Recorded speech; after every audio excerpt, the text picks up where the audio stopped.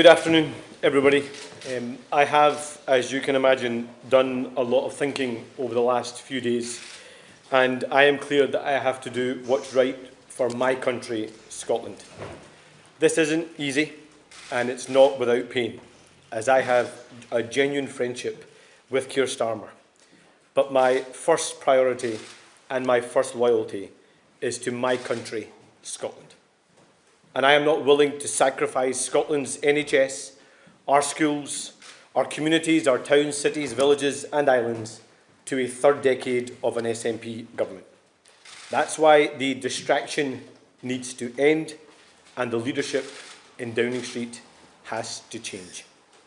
It is so obvious that we desperately need change in Scotland. And in 3 months' time, the opportunity to get rid of a failing SNP government is one that is too important to be missed. We cannot allow the failures at the heart of Downing Street to mean the failures continue here in Scotland. Because the election in May is not without consequence for the lives of Scots. We have an NHS crisis where too many Scots can't access the treatment they need and when they need it. We have a housing emergency with more than 10,000 Scottish children homeless right now. And we have too many young people not feeling safe at school or on our streets or missing out on the opportunities they deserve. And we have an SNP government that is addicted to secrecy and cover-ups with devastating consequences. That's why I have to be honest about failure wherever I see it. The situation in Downing Street is not good enough. There have been too many mistakes. They promised they were going to be different, but too much has happened. Have there been good things? Of course there have, many of them, but no one knows them and no one can hear them because they're being drowned out. That's why it cannot continue.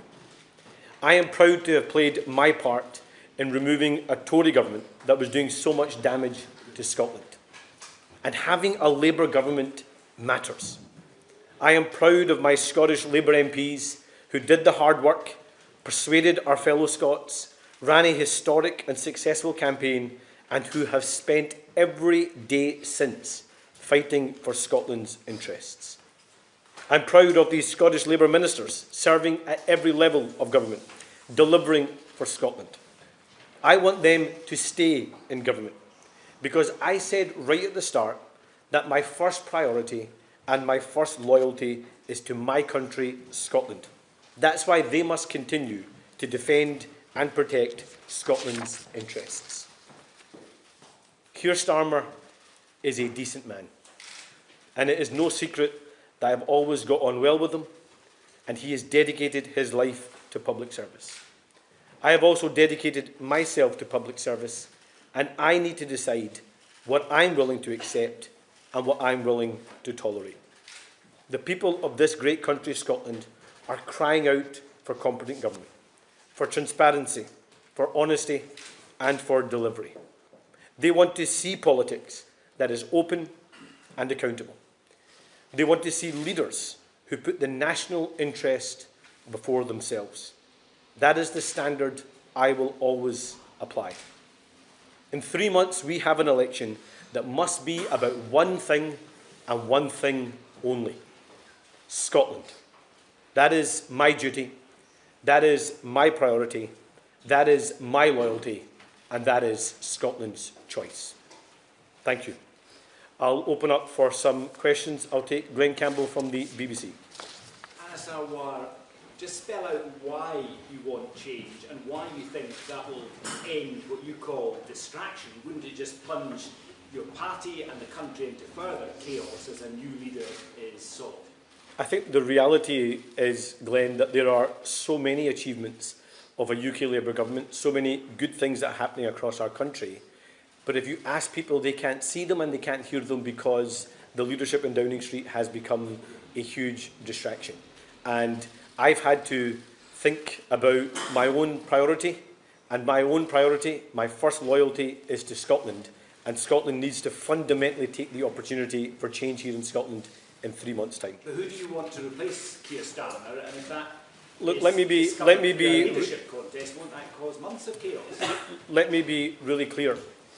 I am not supporting or backing any alternative or any candidate. This is not about MPs versus MSPs. This is about what is right for Scotland. And it is for the UK Cabinet, it is for Downing Street, it is for the UK Labour Party to decide any process, any timeline, and what comes next. Colin Mackay from STB. You told me on Thursday you thought that Keir Starmer would still be Prime Minister come the election in May. What's changed since Thursday? Well, what I said to you, Colin, was that yes, he could, but we needed answers. And I think, to be honest, the answers and the issues are much broader now. There have been too many incidences where the wrong judgment calls have been made.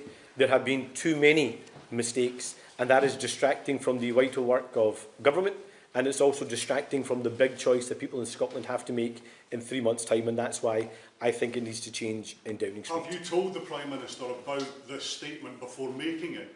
Yes, I spoke to the Prime Minister earlier today, and I think it's safe to say that he and I disagreed. Conor Gillies from Sky.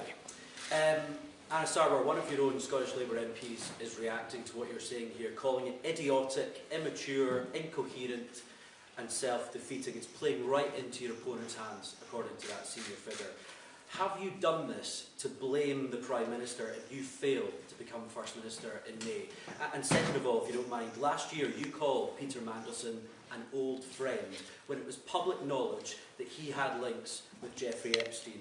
How do we take you seriously in cleaning up politics when one of your own Scottish Labour MSPs is best friends with a convicted paedophile? Well, let me first say that the approach of briefings I have always called out. And that's why I'm not taking the approach of briefing, I'm not taking the approach of talking to journalists in private. I'm being upfront and honest about my view and my first priority and my first loyalty being to Scotland, and that's why I'm doing what I believe is best for Scotland. And let me also be clear that Peter Mandelson is not someone or something I want to be associated with. I met him in his capacity as the ambassador ambassador to the US because that was the right thing to do in Scotland's interest. But should he have been appointed the ambassador? No. Should he be a member of the Labour Party? No. Should he have a seat in the House of Lords? He shouldn't, and it's right now that he is investigated by the police. Peter Smith from ITV. Who else did you speak to about delivering this speech today? Who knew that this was coming? Look, I've obviously spoken to those in my own team. I have had many conversations with many figures across the UK Labour family, both in government and out. And I've been really honest with them about my view, the situation we're in, how I believe this is intolerable, and that I am going to do what I think is right for my country, Scotland. I could have chose to stay quiet, to keep the head below the parapet and just carry on as if everything was fine for the next 3 months. But my first loyalty and my first priority is to Scotland. And Scotland so desperately needs a different kind of government in Scotland. I mean, you think about some of the things I've been speaking about in the last few weeks. We have had the most intolerable cover-up at the Queen Elizabeth University Hospital, where lives were lost, families were lied to, staff were gaslit. Do we really want to sacrifice Scotland's NHS to a third decade of the SNP? We have children that are feeling unsafe in the classroom or on the streets because of knife crime or the challenge of mobile phones and social media. Do we want a government that's going to stand up on those issues and fight young people's corner? Do we want to sacrifice another generation to SNP government? No. I'm not willing to sacrifice Scotland and Scotland's services and Scotland's towns, cities, villages and islands to a third decade of SNP government. So I am going to do what's right by my country, Scotland. Did you speak to either Wes Streeting or Andy Burnham before giving this speech, and would you expect others to also come forward and repeat your message? Well, I've spoken to many figures both in and out of the Cabinet. It is for them to decide their own view and what they choose to do or not do. I'm making my own decision based upon my own view, being my own man. And I'm going to put... Not at all. And it's for others to do their own decisions and make their own minds up about what they feel is tolerable. This isn't good enough. It needs to change, and I'm going to do what's right by my country, Scotland. Catherine from Channel 4. Is your position anyone is better than Keir Starmer?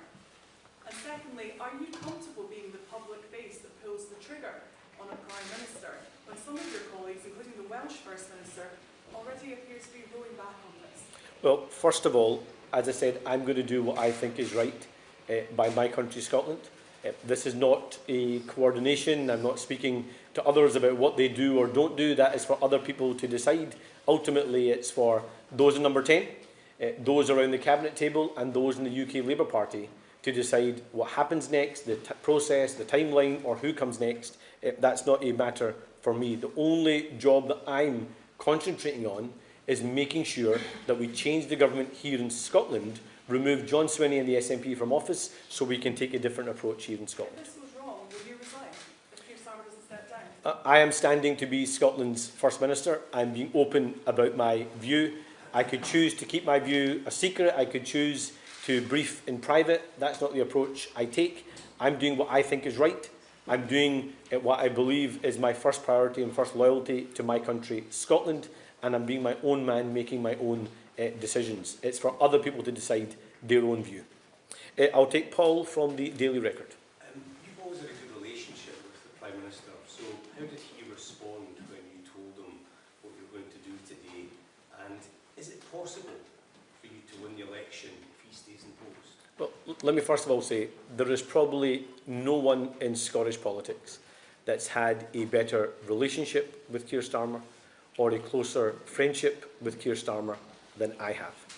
He is someone that I have campaigned alongside, worked alongside for the last 5 years in my role as leader, someone that I campaigned ferociously for to make sure we could get rid of a Tory government, and someone who I have supported in the last 18 months. So does this cause me personal hurt and pain? Of course it does. This man is someone that I regard as a friend and who I have a certain level of loyalty to. But my first priority and my first loyalty has to be to my country, Scotland. And that's the decision I have made. In terms of the election on the 7th of May, the two candidates for First Minister are me and John Swinney. And that's the choice people have in Scotland. A third decade of the SNP with all the failure that we have seen, or a First Minister that's going to put Scotland first, Scotland's towns, cities and villages first, and Scotland's NHS and public services first. That's the platform I'll be standing on, and that's what I hope to persuade people of over the next 3 months. Mark from the Sun. Oh, sorry, Mark, didn't see you there. Going back to what you just said about your knowledge of Peter Mandelson, you described in that tweet as your old friend. So it's not like you just met on that one occasion as an ambassador. So how long have you known Peter Mandelson? How long have you known about his links to Jeffrey Epstein? And why didn't you demur when you were asked to meet him on the steps? And to go back to the other question, if Keir Starmer stays, will you go?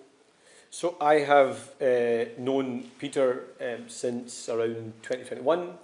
I obviously spoke to him in Washington when I was there to defend and protect Scotland's interests, partly through Tartan Week, partly through the negotiations at the US-UK trade deal and all the importance that has for our country.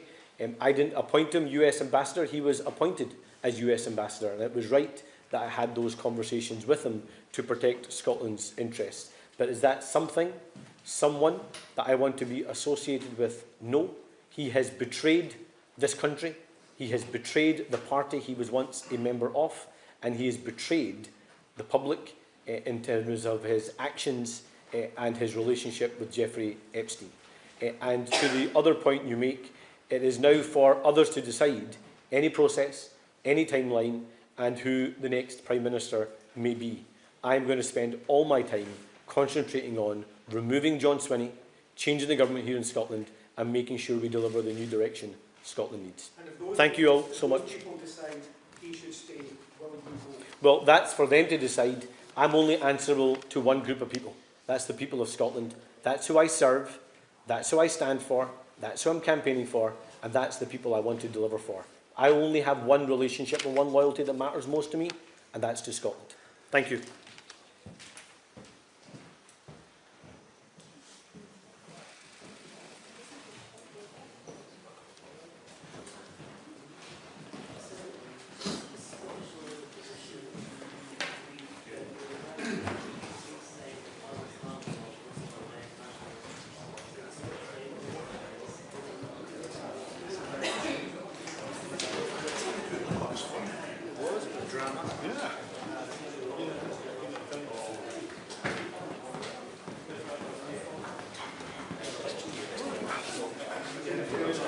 Will the PM actually listen to me? Sorry? Will the PM actually listen to me? Well, no. That's what I was asking. Well, he said that.